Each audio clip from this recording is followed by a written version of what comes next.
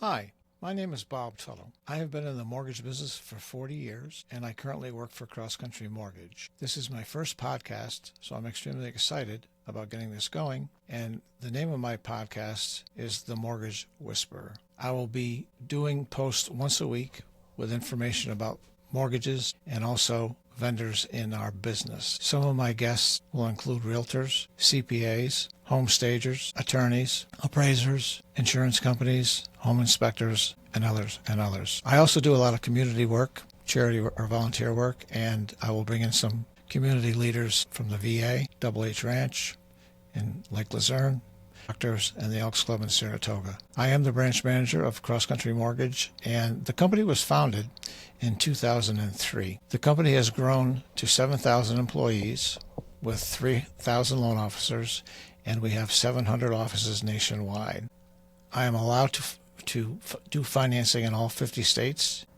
Cross Country Mortgage has become the number one lender in America by financing 1 out of every 37 home purchases in 2004. The topics I'm going to touch on today are going to be preparing the client for a mortgage, raising funds to close, and the dreaded myths that have been with this business since I started 40 years ago. What I do for my clients is provide multiple solutions to optimize their ability to buy. One thing I'm very good at is restructuring debt, and how to do that is look at their credit report and see what they have for debts, auto loans, credit card debt, and so on. There are a couple aspects of doing this.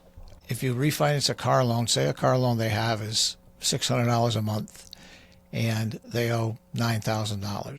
We have to count the debt because the balance is more than 10 months of the payment. So what I do is I ask them to go back to their lender and refinance the car for maybe a 4-year term, and this would lower the payment by about $300 a month. What that means is their debt is now $300 less a month for qualifying for a house. That has impact of about $20,000 more they could buy if they lowered that car payment by $300. Another thing I do to get them ready is look at their credit card situation. Once your credit card debts or what you owe is more than 30% of the usable balance, credit scores tend to trend down. If you max out credit cards, the scores can go down 50 to 75 points. I've done this many times. I just did this recently. So one way to handle that is if, say, someone has 2 credit cards with $5,000 balances, $1,000 owing each, that's $10,000. I send them to a local credit union to refinance as a personal loan. The personal loan pays off those 2 debts, and because now because the balance on the credit card is 0, the credit scores will go up 50, 60, 75 points in most cases. There are other benefits of doing this. One benefit is personal loan rates are in the 11-12% range maybe, depending on your bank, and credit cards are in the much higher rate, so your rate's lower. If you take the sum of the payments they're making on their credit cards, it'll usually be $100 to $200 more than your payment on your new personal loan. Again, same as the refinance of an auto, this will allow you to borrow about $15,000 more in mortgage money. So these techniques are basically used to help the buyer qualify for a higher loan amount, higher price of a sale on a property. Many times I get clients that come to me and they are not happy with another lender's maximum loan amount for a property, and this is how I help them out. The second benefit of doing this, especially with the credit card debts, getting them consolidated and down to 0 and your credit scores going up,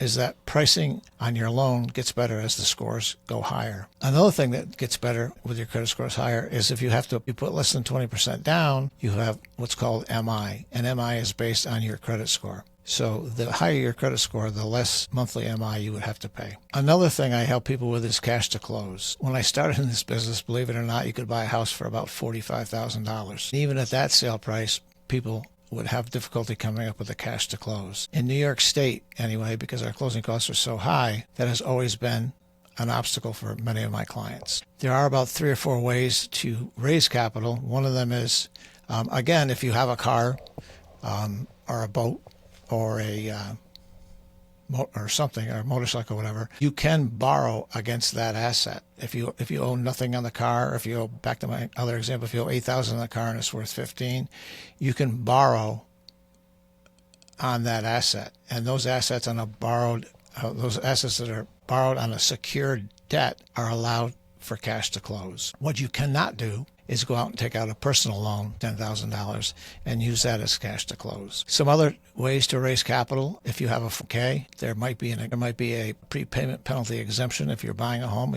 I would check with your provider of the 401k. You could either borrow against that or take a withdrawal. We can use those funds. Another way that in New York State especially we use all the time is seller concessions. So if you are buying a home for $200,000 and that's the sale price, you are allowed to raise the sale price depending on the program. So in that example, we could raise it to $210,000 and ask the seller to pay $10,000 in closing costs. The seller still nets $200,000. You're still paying $200,000 for the house, but you now have $10,000 less you need to close because we financed it into the loan.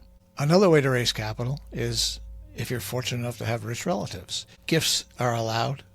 In any amount, actually. I had someone do a gift of equity for $100,000 recently. So gift monies are allowed from any relative of your family. So those are several ways of how to get cash to close.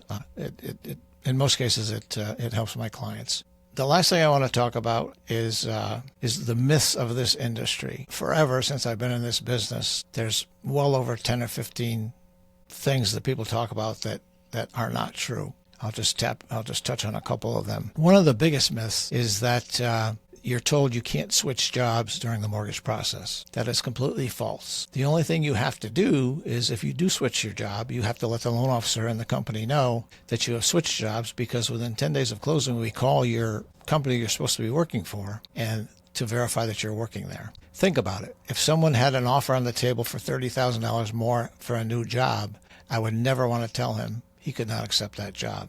That just wouldn't be fair. So, switching jobs is totally legit, acceptable. You just have to let your loan officer know in advance where you're going to be, what the contact information for the company is, and that's all we need to know. I had this example a couple of years ago. So they tell you that you can't refinance cars or do anything with any loans while you're in the mortgage business. So I had this client several years ago, and he was being told by his loan officer that he had to wait to refinance his car. Number one, the rate was 18%, so he was getting hit pretty hard on the rate.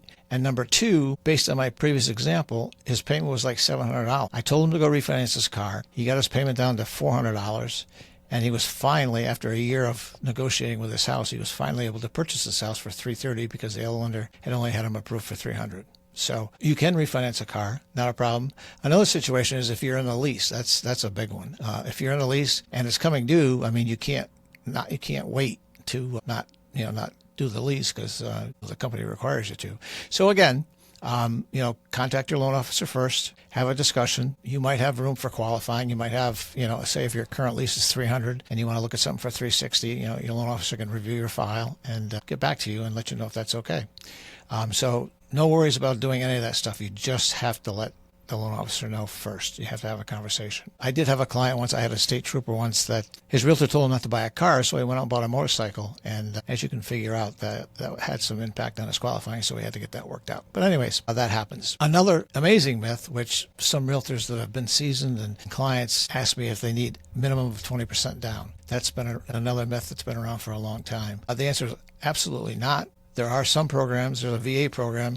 In all cases, it's 0% down. So if you're working with a veteran, they have to put no money down, just the cost. There's another program called USDA, which is rural housing. If you're buying a home in the USDA area, that is also a 0% down program. And then we have our traditional programs. We have a conventional program, Fannie or Freddie, and they have first-time home buyer programs at 3% down, or even second-time buyer programs at 3% down.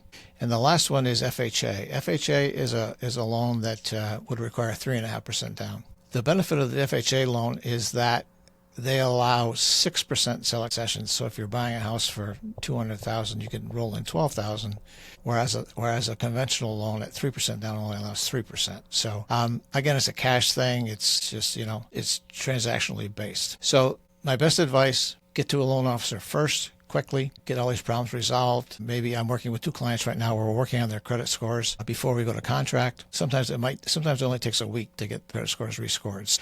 Those are several of the many things that are out there being told as myths. thank you for listening to my first podcast. Hopefully it was informational, and just be on the lookout for my podcasts in the future. Have a great day.